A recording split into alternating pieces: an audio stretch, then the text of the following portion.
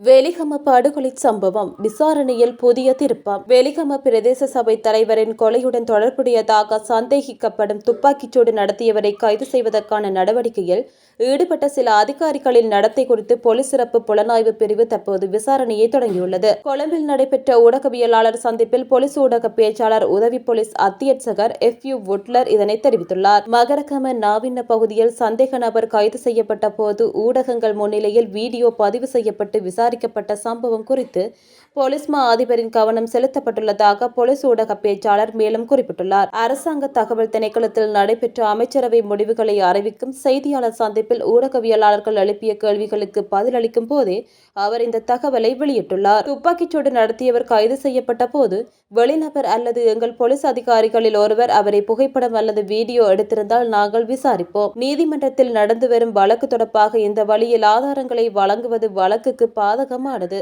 இது பாதிக்கப்பட்டவருக்கும் பாதிக்கப்பட்ட தரப்பினருக்கும் பாதகமானது என்றும் நாங்கள் கருதுகிறோம். எனவே ஒரு குற்றம் குறித்து செய்தி வெளியிடுவதற்கு முன்பு முடிந்தவரை முக்கியமான விடயங்களில் கவனம் செலுத்துமாறு ஊடகங்களை நாங்கள் கேட்டுக்கொள்கிறோம் என்று குறிப்பிட்டுள்ளார்.